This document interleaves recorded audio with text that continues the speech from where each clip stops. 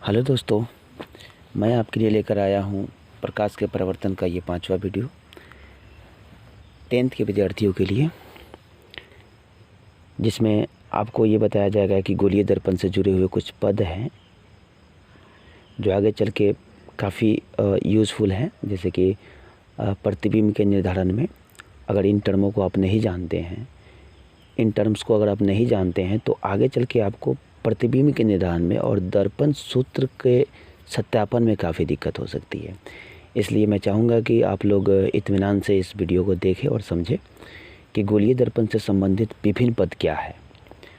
तो उसमें गोलीय दर्पण से जुड़ा हुआ पहला पद ये है कि गोलीय दर्पण का ध्रुव जिसको इंग्लिश में पोल कहते हैं, यानी pole of a spherical mirror. तो आइए जानते हैं कि गोलीय दर्पण का ध्रुव क्या होता है। जो भी गोलीय दर्पण होता है उसकी जो भी लंबाई होती है, उसके बीच में, ठीक बीच में जो बिंदु होता है उस बिंदु का नाम है गोलीय दर्पण का ध्रुव। तो इसका डेफिनेशन एक हुआ कि गोलीय दर्पण के मध्य बिंदु को ध्रुव कहते हैं। सामान्यतः ध्रुव को P से सूचित किया जाता है। आपने डेफिनेशन साफ है इसका कि गोलीय दर्पण के ठीक बीच का जो बिंदु होता है उसी बिंदु को ध्रुव कहते हैं, यानी कि गोलीय दर्पण के मध्य बिंदु को ही ध्रुव कहते हैं। तो आपने इस फिगर में देख लिया होगा कि गोलीय दर्पण के बीच का जो बिंदु होता है उसी का नाम ध्रुव होता है। अब आगे बात की गोलीय दर्पण का वक्रता केंद्र, सेंटर ऑफ कर्वेचर। वक्रता केंद्र क्या होता है ये जानते हैं कि आपको पहले से ये बात मालूम होगा कि गोलीय दर्पण जो है वो किसी कांच के खोखले गोले का खंड या टुकड़ा होता है। कोई भी कांच का गोला लेते हैं, उसका जो टुकड़ा होता है उसके एक सतह को यदि रंग दिया जाता है तो वो दर्पण बन जाता है। अगर उभरे हुए सतह को रंग देते हैं तो धंसा हुआ सतह प्रवर्तक बन जाता है, और जिसका प्रवर्तक सतह धंसा हुआ होता है उसे अवतल दर्पण कहते हैं, जिसका प्रवर्तक सतह उभरा हुआ होता है उसे उत्तल दर्पण कहते हैं। तो अब देखते हैं कि वक्रता केंद्र क्या होता है, सेंटर ऑफ कर्वेचर क्या होता है।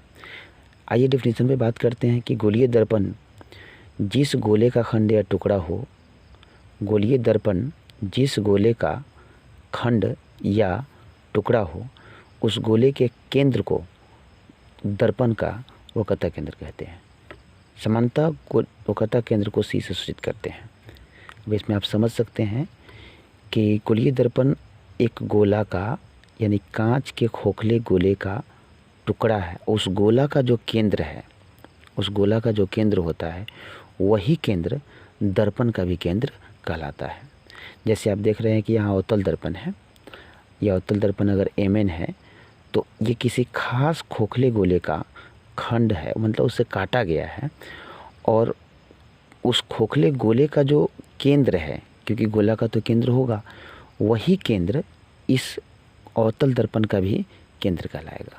उसी प्रकार उत्तल दर्पण में भी आप देख सकते हैं कि उत्तल दर्पण एक गोले का टुकड़ा है और गोले का जो केंद्र है वही केंद्र इस उत्तल दर्पण का भी केंद्र है। इसलिए डेफिनेशन बनाया गया है कि गोलीय दर्पण जिस गोले का खंड या टुकड़ा हो उस गोले के केंद्र को दर्पण का वक्रता केंद्र कहते हैं। वक्रता केंद्र यानी सेंटर ऑफ कर्वेचर, और इसका संकेत C होता है। जहाँ भी वक्रता केंद्र होगा वहाँ पे C लिखा रहेगा तो आप समझ जाएंगे कि वो C का मतलब वक्रता केंद्र है। अगर P लिखा रहेगा तो इसका मतलब ध्रुव है। ठीक है।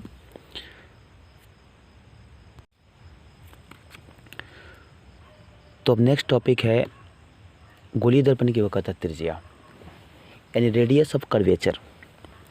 आइए समझते हैं कि गोलीय दर्पण की वक्रता त्रिज्या क्या होता है। आप यहाँ फिगर पर ध्यान देंगे कि ये गोलीय दर्पण का वक्रता केंद्र C है और ये गोलीय दर्पण का ध्रुव P है। तो गोलीय दर्पण के वक्रता केंद्र C और ध्रुव के बीच का जो दूरी होता है, C और P के बीच का जो दूरी होता है, यही दूरी वक्रता त्रिज्या होता है। जैसे मान लिया जाए कि C और P के बीच की दूरी 10 सेंटीमीटर है तो वक्रता त्रिज्या भी कितना होगा, 10 सेंटीमीटर हो गया। यानी कि अवतल दर्पण यहाँ दिखाया गया, अवतल दर्पण के C और P के बीच की दूरी है। फिर उसी तरह उत्तल दर्पण के C और P के बीच की दूरी जो होगा वो उत्तल दर्पण का वक्रता त्रिज्या कहलाएगा। तो उत्तल हो चाहे अवतल हो, दोनों तो गोलीय दर्पण ही है, लेकिन गोलीय दर्पण के C और P के बीच की जो दूरी होगा वही वक्रता त्रिज्या होगा। तो आइए डेफिनेशन देखिए आप इसका क्या लिखा हुआ है कि गोलीय दर्पण के ध्रुव यानी P और वक्रता केंद्र यानी C, गोलीय दर्पण के ध्रुव और वक्रता केंद्र के बीच की दूरी को दर्पण की वक्रता त्रिज्या कहते हैं, माने गोलीय दर्पण की वक्रता त्रिज्या कहते हैं। सामान्यतः वक्रता त्रिज्या को कैपिटल R या स्मॉल r से सूचित करते हैं। याद रखना आप कि वक्रता त्रिज्या को बड़ा R से भी दिखला सकते हैं, फिर छोटा r से भी दिखला सकते हैं। तो गोलीय दर्पण की वक्रता त्रिज्या आप समझ चुके होंगे। नेक्स्ट टॉपिक है प्रधान अक्ष या मुख्य अक्ष, जिसको अंग्रेजी में प्रिंसिपल ऑफ एक्सिस कहते हैं, प्रिंसिपल एक्सिस कहते हैं। तो आइए देखते हैं कि प्रधान अक्ष क्या होता है। वास्तव में प्रधान अक्ष एक सरल रेखा होता है, सरल रेखा। और ये रेखा जो होता है ना, गोलीय दर्पण के वक्रता केंद्र C और उसके ध्रुव P से होकर गुजरता है। यह रेखा गोलीय दर्पण के ध्रुव और गोलीय दर्पण के वक्रता केंद्र दोनों से होकर जाने वाली रेखा होती है और ये एक सरल रेखा होती है।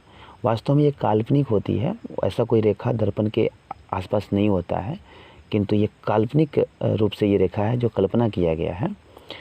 तो इसका डेफिनेशन पर ध्यान देते हैं कि गोलीय दर्पण के वक्रता केंद्र और ध्रुव से होकर जाने वाली सरल रेखा को, गोलीय दर्पण के वक्रता केंद्र और ध्रुव से होकर जाने वाली सरल रेखा को दर्पण का प्रधान अक्ष या मुख्य अक्ष कहते हैं। आप फिगर में देखेंगे कि ध्रुव और वक्रता केंद्र से होकर गया हुआ है यह सरल रेखा, इसलिए ये जो सरल रेखा यही प्रधान अक्ष है। इसका कोई सिंबल या संकेत नहीं होता है। नेक्स्ट टॉपिक है गोलीय दर्पण का फोकस यानी फोकल ऑफ स्फेरिकल मिरर। इसका डिफिनीशन पर बात करने से पहले हम लोग यह थोड़ा सा समझने की कोशिश करते हैं कि गोलीय दर्पण का फोकस आखिर में होता क्या है। जैसे आपने ये देखा है कि ये अगर MN एक अवतल दर्पण है तो इसका ध्रुव P है, इसका वक्रता केंद्र C है और ये जो F बिंदु देख रहे हैं इसी का नाम फोकस है। परंतु इस फोकस का खास गुण क्या है ये जानते हैं।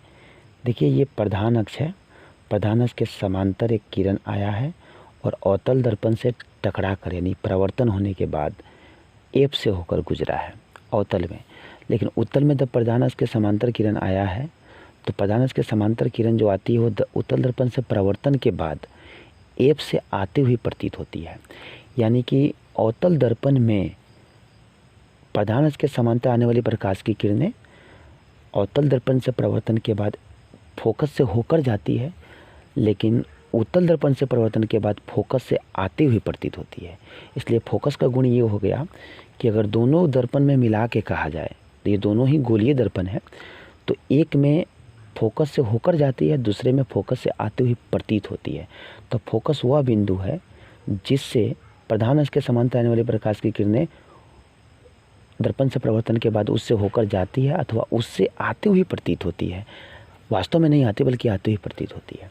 तो इसलिए डेफिनेशन पर बात करते हैं कि किसी गोलीय दर्पण के प्रधान अक्ष के समांतर आने वाली प्रकाश की किरणें दर्पण से परावर्तन के बाद, किसी गोलीय दर्पण के प्रधान अक्ष के समांतर आने वाली प्रकाश की किरणें दर्पण से परावर्तन के बाद, जैसा कि देखिए आप, प्रधान अक्ष के समांतर आने वाली प्रकाश की किरणें दर्पण से परावर्तन के बाद जिस बिंदु से होकर जाती है अथवा जिस बिंदु से आती हुई प्रतीत होती है, यहाँ पर जिस बिंदु से आती हुई प्रतीत होती है उसे गोलीय दर्पण का फोकस कहते हैं। इसे कैपिटल F से सूचित करते हैं। फाइनली यही मतलब हुआ कि गोलीय दर्पण के प्रधान अक्ष के समांतर आने वाली प्रकाश की किरणें अथवा प्रधान अक्ष के समांतर आने वाली प्रकाश की किरणें दर्पण से जब परिवर्तित होती है तो जिस बिंदु से होकर चली जाती है अथवा जिस बिंदु से आती हुई प्रतीत होती है उसी बिंदु को हम लोग फोकस कहते हैं। और ये फोकस प्रधान अक्ष पर ही स्थित होता है, जैसा कि वक्रता केंद्र होता है, ध्रुव होता है, वैसे ही F भी प्रधान अक्ष पर ही स्थित होगा। ठीक है। और एक बात हमेशा याद रखना है कि C और P के ठीक मध्य में होगा, यानी बीच में होगा।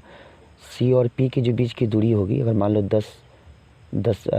10 सेंटीमीटर है तो बिल्कुल ये 5 पे होगा, ये मध्य में होगा। ठीक। नेक्स्ट टॉपिक है आपका अवतल दर्पण का फोकस।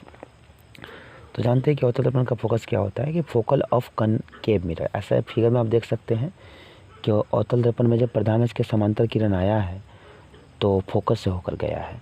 तो अवतल दर्पण का फोकस बहुत सिंपल होगा कि प्रधान अक्ष के समांतर आने वाली प्रकाश की किरणें अवतल दर्पण से परावर्तन के बाद अवतल दर्पण के जिस बिंदु से प्रधान अक्ष के जिस बिंदु से होकर जाती है उसी बिंदु को अवतल दर्पण का फोकस कहते हैं। यानी किसी अवतल दर्पण के प्रधान अक्ष के समांतर आने वाली प्रकाश की किरणें दर्पण से परावर्तन के बाद प्रधान अक्ष के जिस बिंदु से होकर जाती है उसे अवतल दर्पण का फोकस कहते हैं। अगर आती हुई प्रतीत होती है तो उत्तल दर्पण का फोकस कहते हैं, लेकिन वास्तव में जिस बिंदु से होकर जा रही है उस बिंदु को हम लोग अवतल दर्पण का फोकस कहेंगे। अब नेक्स्ट टॉपिक है उत्तल दर्पण का focus, focal of convex mirror. जैसे कि पिछले टॉपिक में आपने देखा कि उत्तल दर्पण के प्रधान अक्ष के समांतर जब किरण आती है और उत्तल दर्पण से जब परावर्तित होती है, टकरा करके जब वापस लौटती है तो उसको देखने से ऐसा लगता है कि वो किसी खास बिंदु से आ रही है और वो खास बिंदु ही फोकस होता है, यानी एफ होता है। तो इसलिए परिभाषा होगा कि किसी उत्तल दर्पण के प्रधान अक्ष के समांतर आने वाली प्रकाश की किरणें दर्पण से परावर्तन के बाद जिस बिंदु से आती हुई प्रतीत होती है। देखो, जिस बिंदु से आती हुई प्रतीत होती है, देखो सच में नहीं आती है बल्कि आती हुई प्रतीत होती है। यहाँ अगर आप अपना नज़र डालेंगे, देखेंगे तो लगेगा कि इस एफ से आ रहा है। इसलिए जिस बिंदु से आती हुई प्रतीत होती है उसे उस उत्तल दर्पण का फोकस कहते हैं, जैसा कि यहाँ देख सकते हैं आप। और उत्तल दर्पण का फोकस भी एफ से ही भी सूचित किया जाएगा। अवतल में एफ से होकर जाती है, उत्तल में एफ से आती हुई प्रतीत होती है। नेक्स्ट टॉपिक है गोलीय दर्पण की फोकस दूरी। गोलीय दर्पण की फोकस दूरी यानी focal length of spherical mirror. ये गोलीय दर्पण का फोकस है एफ और ये उसका ध्रुव है पी, ठीक है। और एफ और पी के बीच की जो दूरी होगी, एफ और पी के बीच की दूरी होगी, वही दूरी गोलीय दर्पण की फोकस दूरी कहलाएगी। जैसा कि सी और पी के बीच की दूरी वक्रता त्रिज्या कहलाया था। याद करो आप कि वक्रता केंद्र और ध्रुव के बीच की दूरी को वक्रता त्रिज्या कहते हैं। उसी तरह फोकस और ध्रुव के बीच की दूरी को फोकस दूरी कहते हैं। बोल सकते हैं कि गोलीय दर्पण के ध्रुव यानी पी और फोकस के बीच की दूरी को गोलीय दर्पण की फोकस दूरी कहते हैं। गोलीय दर्पण के ध्रुव पी और फोकस के बीच की जो दूरी होगी उसी को गोलीय दर्पण का फोकस दूरी कहेंगे। ये गोलीय दर्पण का फोकस दूरी होगा यहाँ से यहाँ तक। और फोकस दूरी को स्मॉल एफ से सूचित करते हैं। यहाँ ध्यान देने वाली बात है कि फोकस को कैपिटल एफ से सूचित करते हैं, लेकिन फोकस दूरी को स्मॉल एफ से सूचित करते हैं। अब गोलीय दर्पण की फोकस दूरी, आप जानते हैं कि गोलीय दर्पण दो प्रकार के होते हैं, एक उत्तल दर्पण है और दूसरा अवतल दर्पण है।